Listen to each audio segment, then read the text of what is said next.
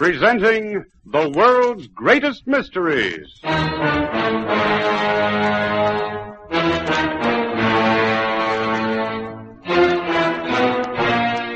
And now, your host. This is Basil Rathbone.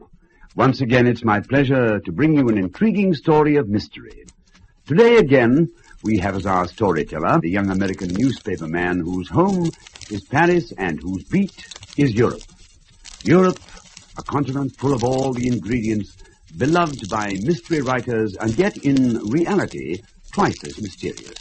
Today's story is particularly full of suspense and yet is founded on fact. Of course, the names have been changed, but little else. There's a well-known saying that truth is stranger than fiction. Our story today is not only stranger, but more thrilling, more full of suspense than anything fiction can offer. Come with me then on another journey to the places where only a man in search of adventure would travel. In a moment, our play begins.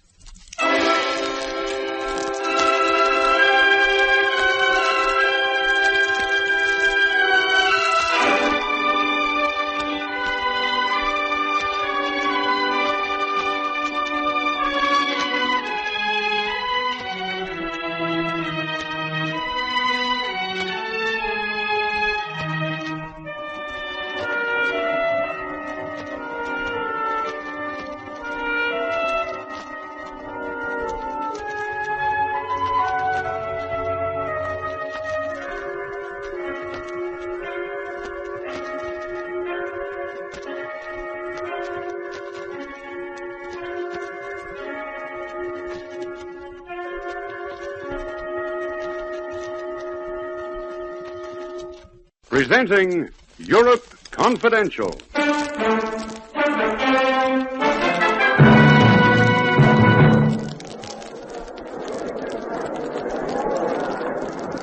Here he comes. Hey, what's wrong? It's a bad landing. He looks like he's going to crash.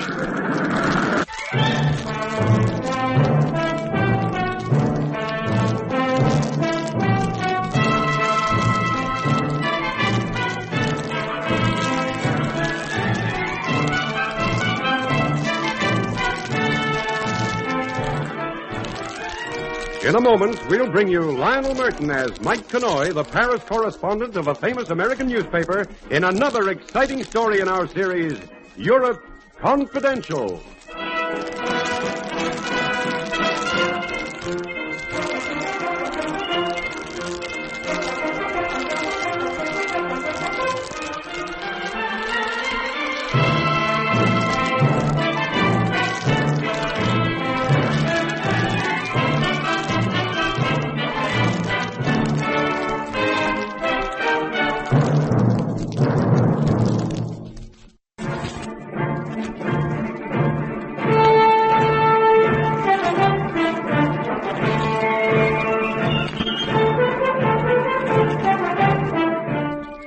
This is Mike Connoy on another assignment for my column, Europe Confidential. I was with the crowd at Beauvais Airport outside Paris waiting for the first of the planes in the Singapore-London air race. With me was Eddie Marshall, another correspondent, and, well, strictly it was Eddie's assignment. He was the aviation expert. I was simply there to pick up copy to fill the column. As we stood in the crowd, high above us, the first of the racing planes appeared. Oh, there she is, all right, Mike. Can you make out who it is? Where did I focus it past? Well, looks like the English entry, Flight Lieutenant Murray. That's the guy with the famous father, isn't it? Yeah, he's right in Papa's footsteps. Yeah, that's him, sure enough. He must be an easy leader.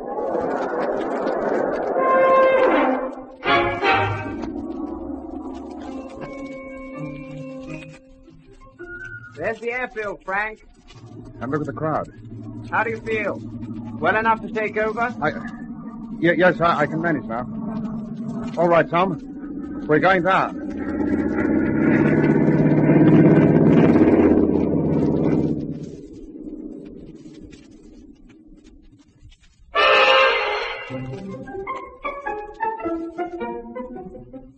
Here he comes now. Hey, what's wrong? It's a bad landing. He looks like he's going to crash. He's okay, I think. Bad landing. He's puffing. I think he's got her under control now. Yeah, it looks all right.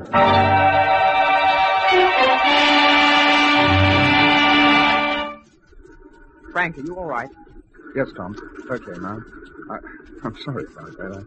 I'm still a bit shaky. Forget it. Come on, let's get up. Here, I'll give you a hand up. Thanks. Hey, what about some coffee? Hello. It's the official reception by the look of it. Flight Lieutenant Murray, welcome to Beauvais and to France, monsieur. I am Marceau Léon, in charge of all airport arrangements.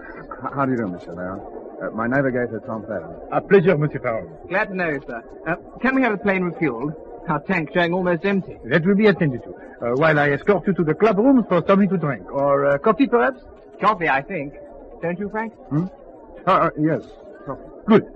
You have a compulsory 20-minute break before resuming your flight in accordance with the race rules. Your plane will be guarded from the crowds and serviced by our mechanic, so you've nothing to worry about. This way, monsieur, please.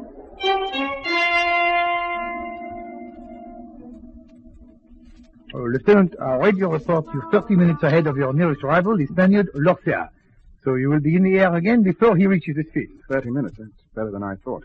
We'll be in London across the finishing line with plenty to spare. So long as the engines keep going, and you get over your sickness, Frank. Sick? You have been sick with that flight, Lieutenant? Then perhaps that explains why you do not wish to talk to these American journalists, eh? Well, yes, I didn't feel like press interviews, I'm afraid. It is nothing serious, I hope. Just a bit off color, monsieur. It's lucky. Tom here is a competent pilot as well as a navigator. He's been handling the plane most of the way from Singapore, even taking off and landing. Oh, I'm sorry to hear of it. But sickness would not stop Frank Murray if he is any son of his father, eh? My father? You knew him? Oh, everybody knows your father, Flight Lieutenant.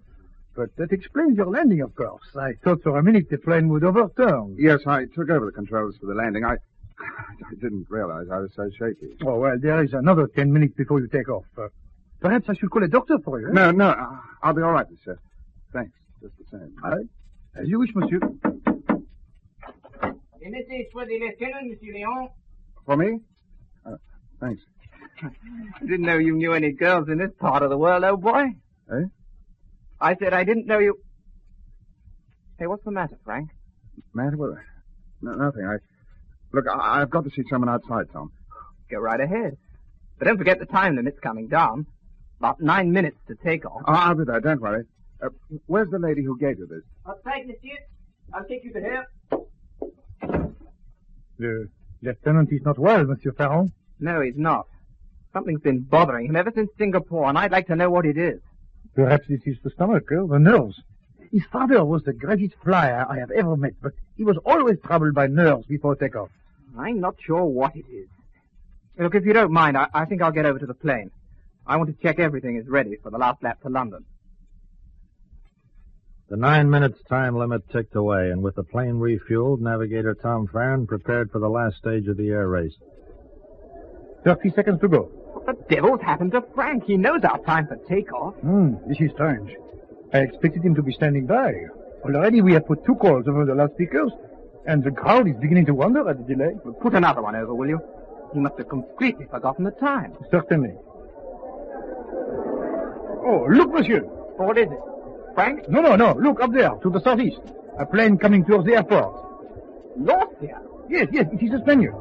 And already he must have gained 10 minutes on you from your last radio report. If you delay much longer, the lead you have gained will be lost. Don't I know it? But what the devil am I going to do about Frank? He's got to be found before I can take off. I agree, it would be better, but nothing in the rule says you cannot fly alone. Let's give him 5 minutes. Get that loudspeaker going, monsieur. Wait, I'm going to take a look round. He must be somewhere on the airport. He must be.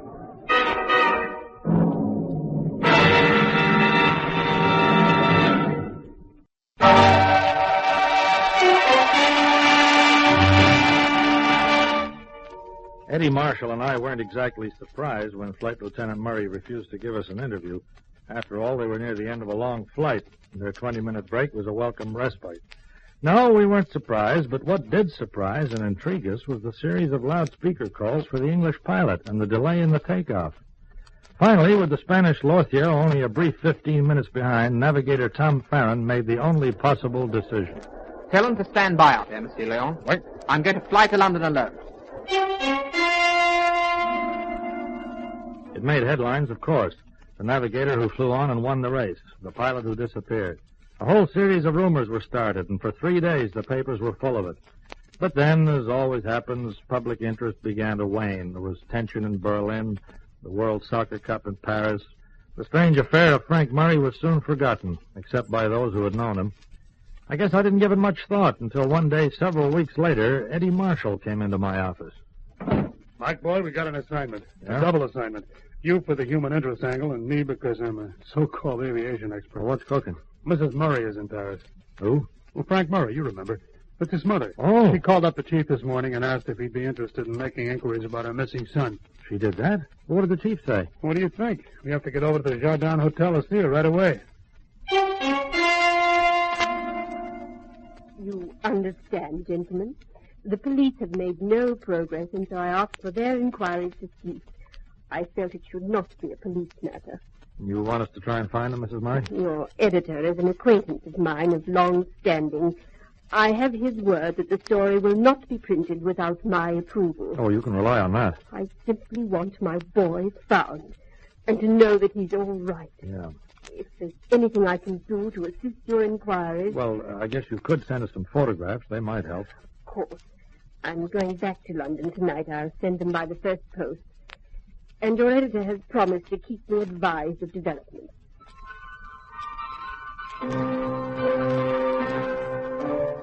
Well, you get all kinds of assignments on a paper like mine. And early the next day, Eddie Marshall and I got started on the story. We went first to interview Marcel Léon, the official of the race club who's been in charge of Beauvais during the actual event. It is a terrible thing, gentlemen. Terrible. And there has been no word from him since, you say? Not at all, Monsieur Léon. The flight lieutenant was not well. He may have had an accident. Well, we've ruled out that possibility. Police checked the angle pretty thoroughly. But what else could have happened? But you and the police talked to that attendant who brought the note to Murray. What did he have to say? Oh, he knew the young woman who sent it. But you can rest assured, Mr. Connoy, that inquiries in that direction will get you nowhere. What makes you so sure? Oh, this young woman is well known to all of us here at the airport. She's a tiny pilot and a very respectable person. What's her name? Very well. But I hope you're not going to be rash about your inquiries, Mr. Connoy. Her name is Louise Renaud. She lives at number 21, Rue de Cherche, Arrondissement 4. Number 21 Rue de Cherche was a narrow house converted into an apartment building. Louise Renaud lived on the top floor. I went to call on her alone because Eddie had gone back to the paper to cover another assignment, but we arranged to meet later in the day. I explained to Mademoiselle Renaud the reason for my visit. But I do not understand, Monsieur Connoy. The police have taken a statement from me. I told them all I can. Well, this is a private inquiry instituted by the mother, Mademoiselle. But suppose you go over it again, huh? But there is really nothing to tell. It was so stupid. Stupid? I am a trainee pilot, you see. Not a very good one, but my interest is in airplanes. Yes, so I was told. I hear that the flight lieutenant is due to land, so I go to the airport. I wish very much to meet this man, this famous flyer with the famous name. Yeah, like the kids back home go chasing the film stars, huh? If you like, monsieur. So many have told me about his father. So many have said that his son may be even greater. I am very daring. I write a note, and knowing one of the attendants, I asked him to give it to the flight lieutenant. And you met him? Oh, yes. He was very gracious. He talked to me, and then I left. I joined the crowd to watch him taking off. And then comes the news that he is missing. That's all I know. You haven't any idea where he went after he left you? I thought he went back to his plane, or to join the navigator. Yeah. There's nothing else you can tell me? No. Well, I'm sorry to bother you. I'll get up before your guest arrives. Yes? You've noticed the table. Yes, I am expecting a friend for lunch. Well, if anything comes up, I'll be at the office. You can always contact me there. Monsieur Connoy, what could possibly come up?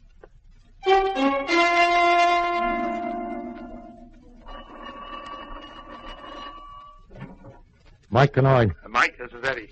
I was on my way around to see you. Well, make it soon, will you? The photographs arrived from England. I think we got a lead at last.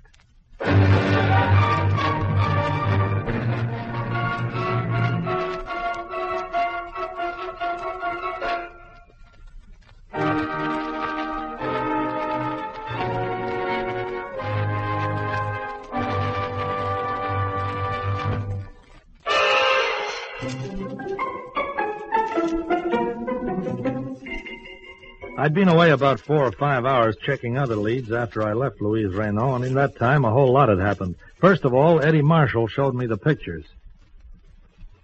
Say, she's practically given us the family album. Well, just about, Mike. But ignore all those for a moment, will you? Take a look at this one. Yeah?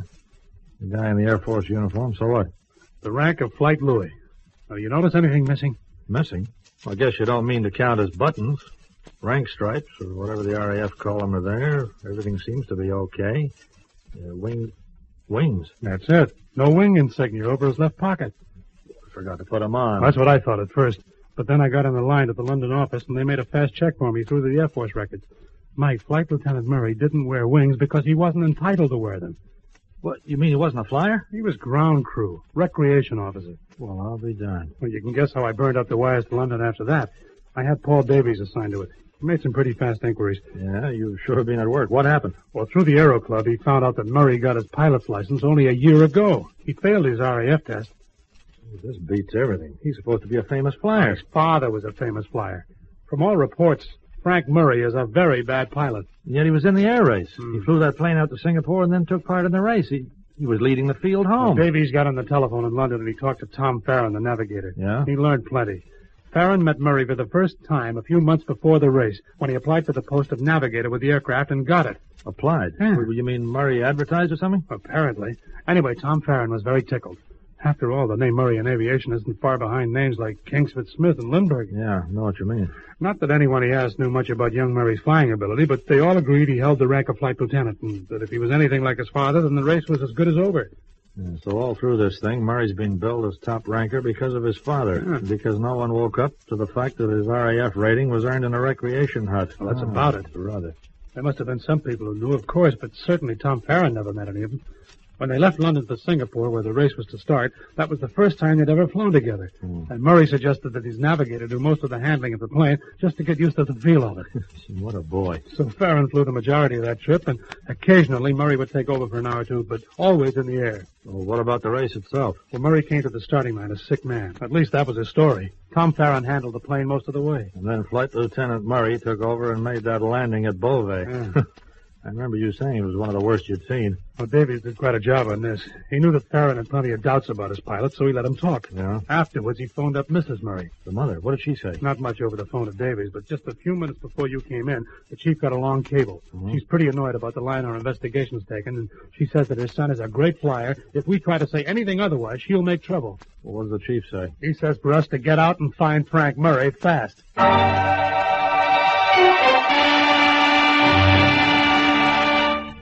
We searched Paris. We checked the big hotels, the small back street places. We checked the bistros, the bars, Montmartre, Montparnasse, the boulevards, and the Bastille.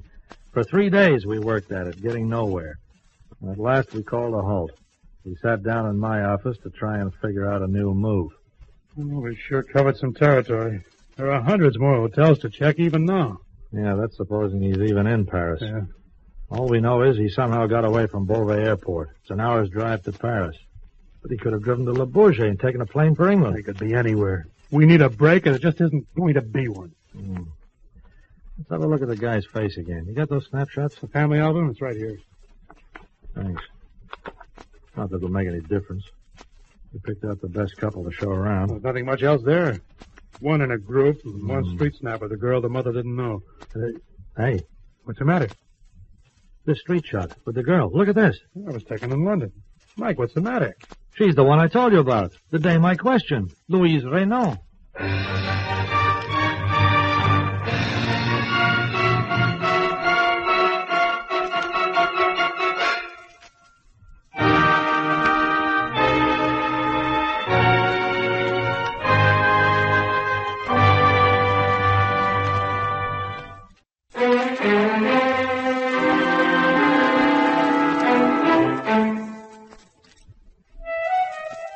Eddie and I didn't waste any time getting over to 21 Rue de Cherche. Yes, Monsieur Connoy. That is a photograph of Frank and I. It was taken when I visited London last year. And then you admit you knew Flight Lieutenant Murray before. It seems as if I will have to. We met and became friends. Is that what you wish to know? I want to know why you told such an elaborate lie before. What was the point? Maybe Mademoiselle Renan was alarmed at the idea of becoming involved in any kind of investigation. People do feel that way, Mike. Oh, yes, that's right. That was it. If it was known that Frank and I were acquainted, there would be talk that I was part of his disappearance. People were saying he might have been bribed to abandon the race, or that there may have been pressure on him to force him not to continue. I did not want to be mixed up in it. Of course, you knew nothing of his whereabouts. I know nothing. Well, we'll have to continue our search. In case you hear anything, mademoiselle, you can reach us at the office. You know, I wish I could find Frank Murray. I think he's running away from a myth. As long as you have to live a make-believe life, you can never be happy. A make-believe life? Well, I've always said nothing's so big that you can't talk it out. That's why I'd like to find him.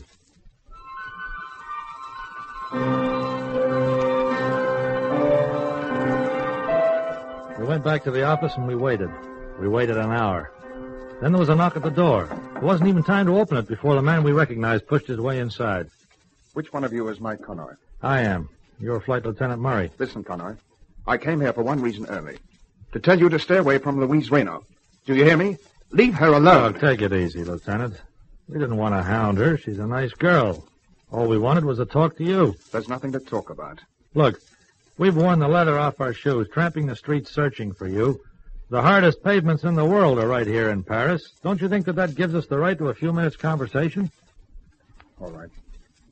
What do you want to say? Make it snappy. I haven't much time.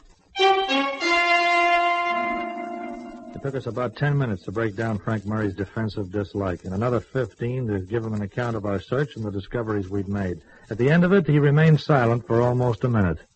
And then, very quietly, he started to talk. There's hardly anything I can tell you. You seem to have it all. Even the part my mother played in this affair. Well, we're not very clear about that. Well, it's simple enough. My father was a great aviator, a man of the headlines. When he died, something went out of my mother's life. She used to say she hated the publicity, but that wasn't so. She missed it very much.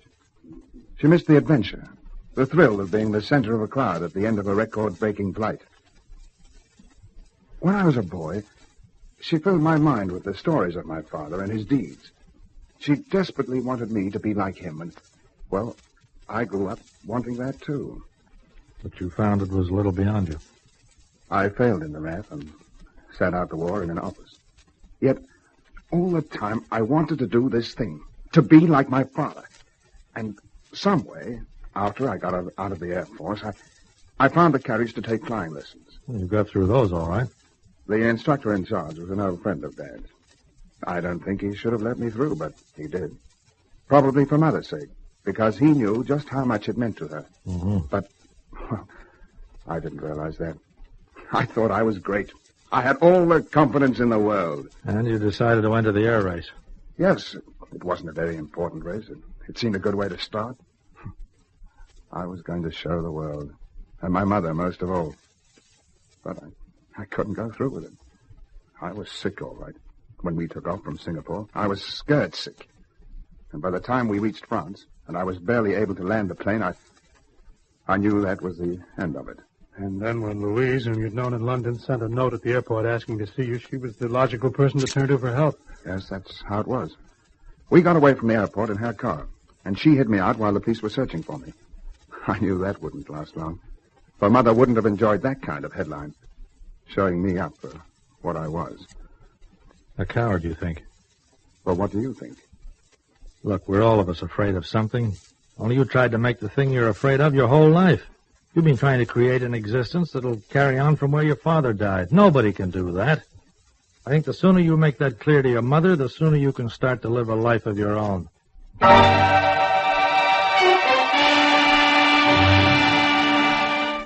Well, that's how the story finished up, with Eddie and yours truly distributing advice, hoping the guy would have the intelligence to see that we were talking plain common sense. Well, it turns out that he did. Louise Renan came to see me at the office a couple of days later. A radiant, very different Louise. Frank had gone home and laid down the law to his mother, and he was on his way back that same afternoon. Louise, incidentally, came along to ask Eddie and me to be witnesses. You need them in Paris when you decide to get married.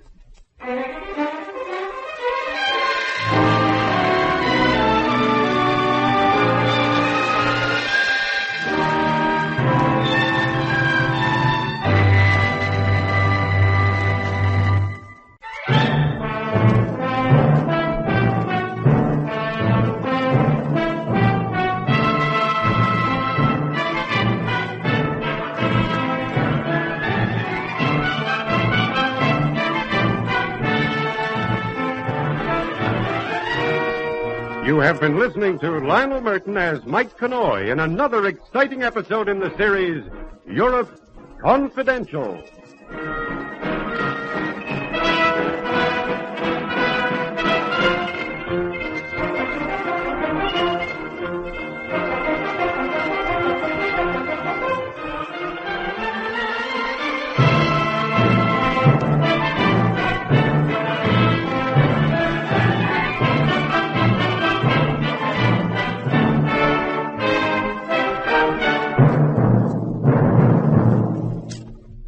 This is Basil Rathbone again, and so our journey into the realms of mystery is over. Soon, however, I'll be back with more of these tales of mystery which I know we all enjoy so much. Well, goodbye now till we meet again to listen to another of the world's greatest mysteries.